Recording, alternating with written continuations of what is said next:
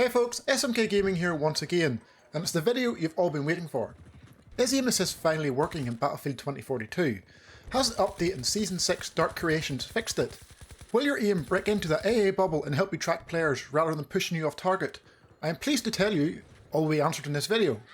I have loads to present to you today, which is backed up with information directly from a developer who worked on the aim assist coding.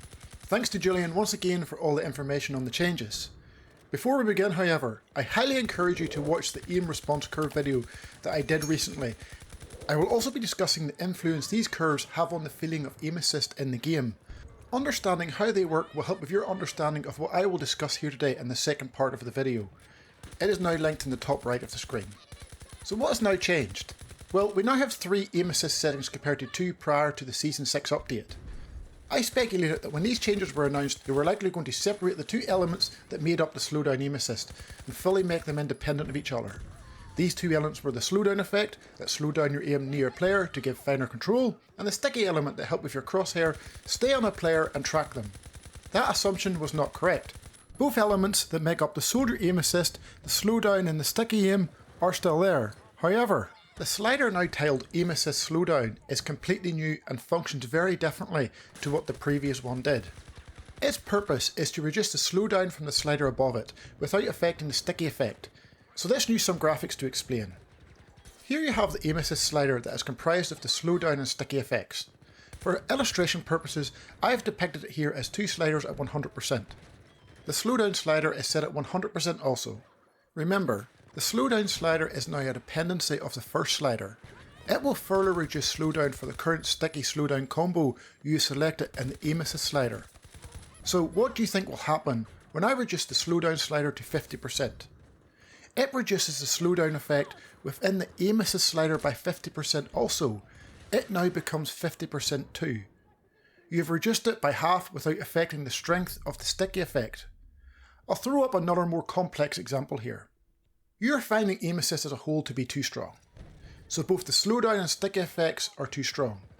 You begin by reducing the aim assist slider to 80%. That in turn makes the slowdown sticky combo 80% off default. You play a few more games and things still aren't quite right for you. You're finding the sticky effect and tracking of players to be good now. However, the slowdown still feels a bit too much. You want to reduce its effects. Previously, this wasn't possible. You couldn't reduce one without reducing the other also, but now you can. You don't touch the aim assist slider again. Reducing it also reduces the sticky effects. You don't want that. Sticky aim feels good. Instead you want to go to the slowdown slider. Remember, this slowdown slider is a dependency of the main aim assist slider. I can't emphasize that enough. This 100% shown here represents the 80% slowdown in the slider above it. Therefore, reducing the slowdown slider to 90% will remove 10% from the aim assist slider. That 10% reduction works out as 8%. Some simple math here folks, 10% of 80 is 8%. The 8% reduction now puts the slowdown at 72% of default values, while the sticky assist remains unchanged at 80% of default. You have now reduced the slowdown effect without also having to reduce the sticky effect also. This is a fantastic addition and will allow you to tweak the component's aim assist to how you like it. Now you may be thinking that if you kept both sliders at 100%, that surely keeps it the same as it was prior to the Season 6 update when it was also set at 100%. No, it doesn't. In the update 6.0, there are code improvements and they have done a full retune of the aim assist data.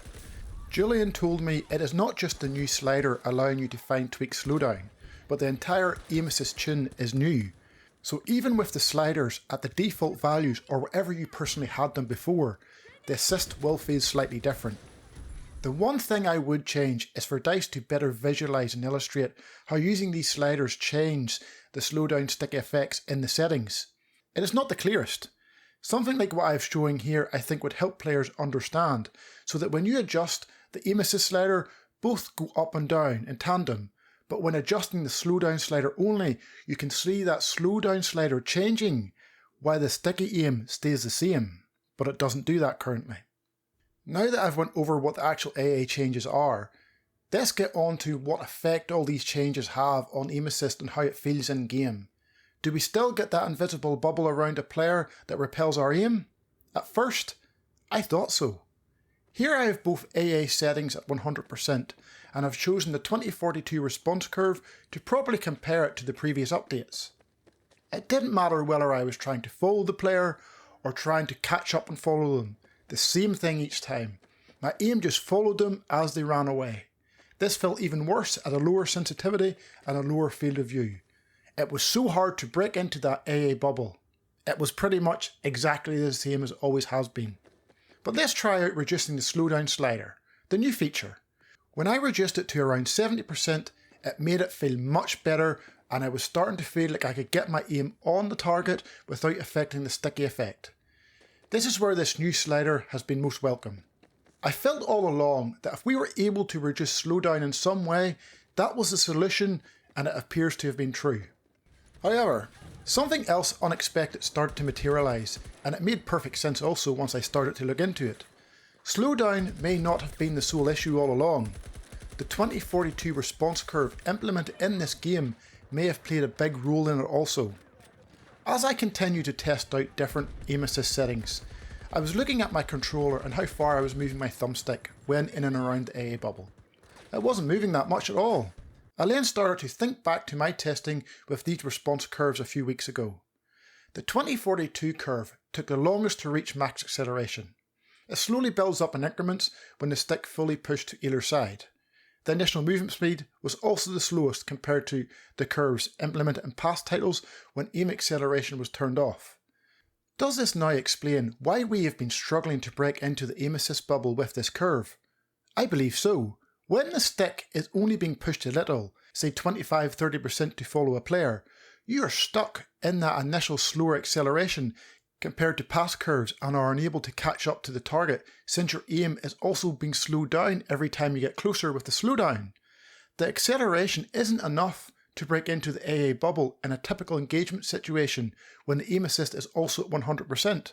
When following, you end up having to push much further on the stick than usual.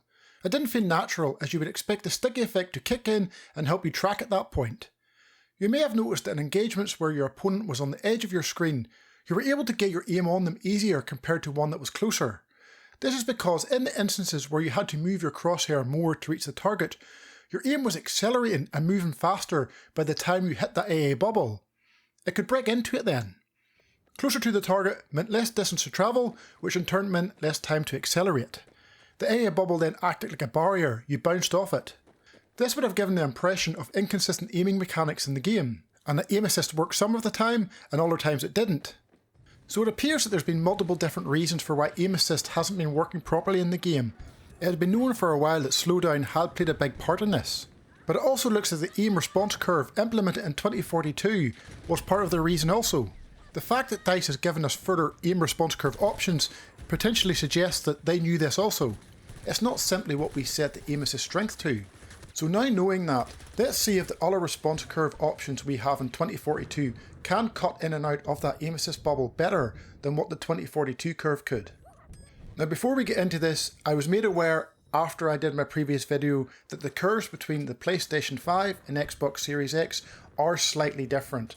I now know that on the PlayStation 5, the Battlefield 5 and 2042 curve are combined, whereas that is not the case on Xbox, whereas on Xbox the Battlefield 1 and Battlefield 4 curves are combined, whereas on the PlayStation 5 they are not. It does not change up things much from what I am about to present to you here now. First up is the new standard curve. Julian mentioned to me that this is the new 2042 curve.